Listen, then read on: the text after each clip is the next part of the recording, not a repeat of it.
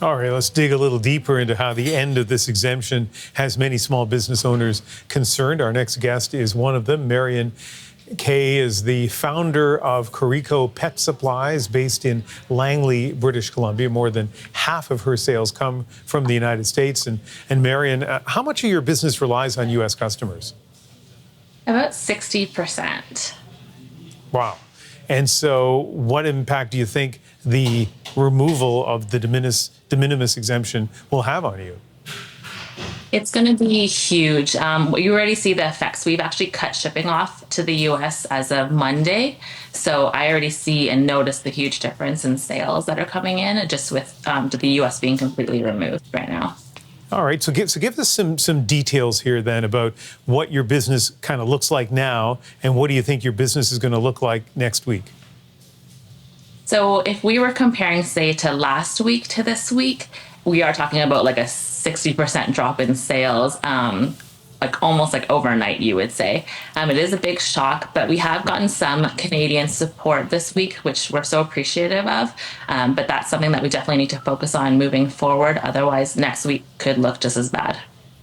So, some businesses in Canada have been talking about trying to split the difference or maybe even absorb the difference in cost. I'm sure you've thought about those things. Where have you landed?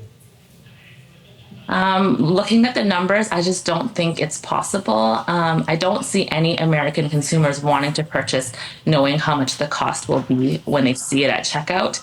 The way that it looks like it's working is if we are to ship from Canada, we are going to have to include that duty payment in our checkout prior to them making a purchase. It's something that has to be prepaid in advance the way that it's set up. Otherwise, it's possible that U.S. Customs will just reject the package and send it back to us. And with that in mind, I don't think any U.S. customer is just going to be willing. It just won't be a competitive price anymore. Wow. How do you feel about all of this? It's certainly very challenging and stressful, probably the most stressful thing that I run into since running this business since 2018. There's always challenges, but this is probably the biggest one. Yeah, and so you touched on this already, but explain to me what's next. How do you think your business is going to look in let's say 2 months' time?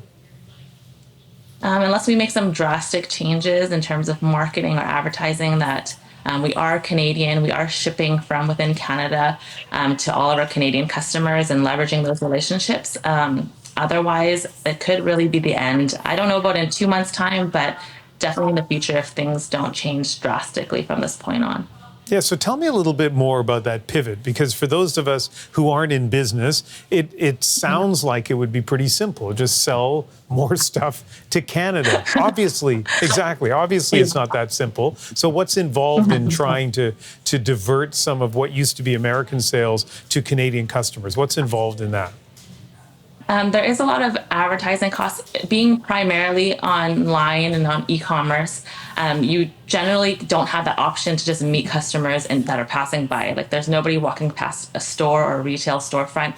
So usually you have to rely on online advertising, whether that's like through social media, those are free options, or paid advertising. And those costs have just been rising over the past couple of years, rising rapidly. So focusing on the Canadian market more, putting more spend towards that would be one way to pivot, but it doesn't always guarantee results. And I know the economy right now it's more difficult right now. People don't have the spending money that they may have had a few years ago. Money is getting tight for a lot of people that we don't know if they'll have that extra budget over this next little while to be able to afford these different types of purchases beyond their staples like groceries and whatnot. And so for your American customers that have come to rely on Carico products, what do you think they're going to do now? Who are they going to turn to? Well, I'm hoping that we can find a solution to be able to maintain those relationships. I do have a lot of longtime customers, like for over 5 years. That would just be such a shame if we could never talk to them again about potential new products that we'll be releasing. There is the opportunity maybe to open up some kind of, whether it's a warehouse or having products shipped to the U.S. to be able to ship from within the U.S. But I don't love the sound of that option because that does bring the revenue that we would have been sending to Canada Post or to Canadian carriers, that would just be within the US. So that would be a loss of money staying within Canada, which I don't really want to be the case. Yeah, well, I wish you the best, and I'd like to stay in touch with you to see how these next few weeks unfold. Marion, thank you very much. Thank you so much. Marion Kao is the founder of Carico Pet Supply, based in Langley, British Columbia.